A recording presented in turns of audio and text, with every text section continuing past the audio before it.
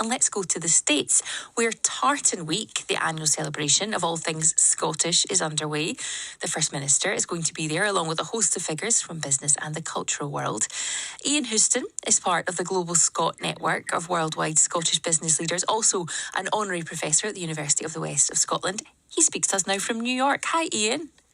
Hi, wonderful to be with you, Lucy. Last time I was in the studio in Glasgow, so I wish I were there with you. Yes, I remember it well. Well, I'm sure New York's not bad as well, let's be honest. Oh, yeah, that's right.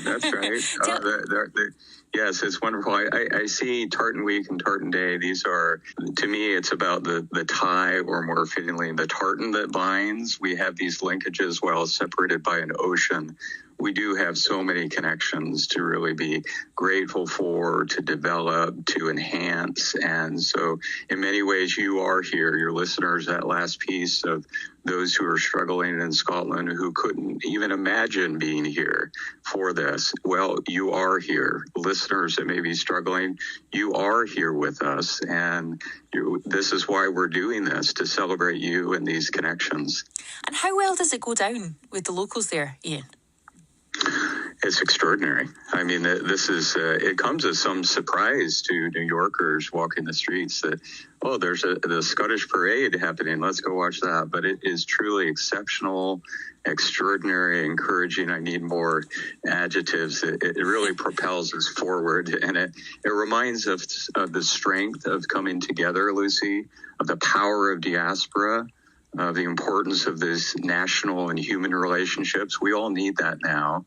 And so it goes down very well. It really allows us to uphold the attributes of modern Scotland while being respectful of that rich past and that heritage. Is Scotland good at marketing itself? Because you think about Ireland in particular, and St Patrick's Day, and just how far afield that goes and how widely that is celebrated. Does Scotland have something to learn still?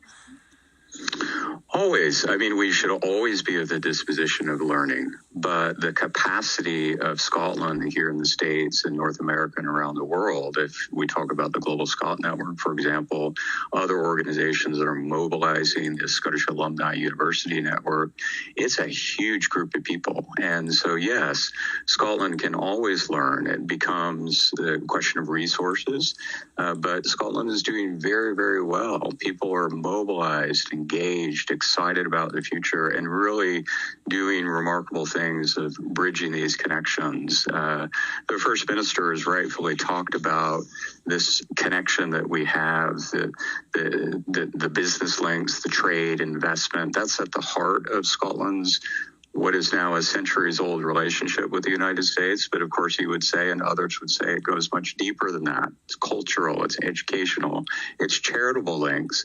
Lucy, I would say I don't want to disconnect again from that beautiful discussion you were just having about the challenges that people are facing. And we'll hear, I guess, from others who are facing challenges.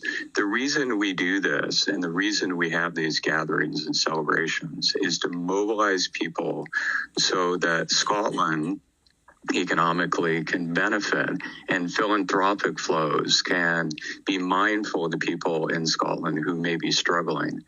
If we build goodwill, if we build a relationship, then people who could, again, never imagine physically being here would benefit, because the goodwill will extend to them and help them in their time of need. That's why we do this.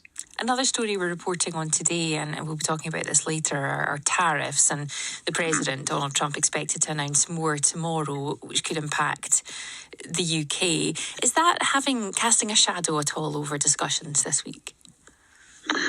Well, again, I hope the sentiments that we will see this week will help individuals understand. I understand the desire to find ways of boosting certain U.S. businesses which may be struggling, increasing production activity in the U.S. and further establishing the U.S. as a manufacturing stronghold. And that's a respectable position, worthy position. But I don't believe personally that tariffs are the best path. And so I think these activities, as we come together, will help us to understand that there's a special relationship between the UK and the US, between Scotland and the U.S. And a tariff situation or a trade war does not benefit anyone.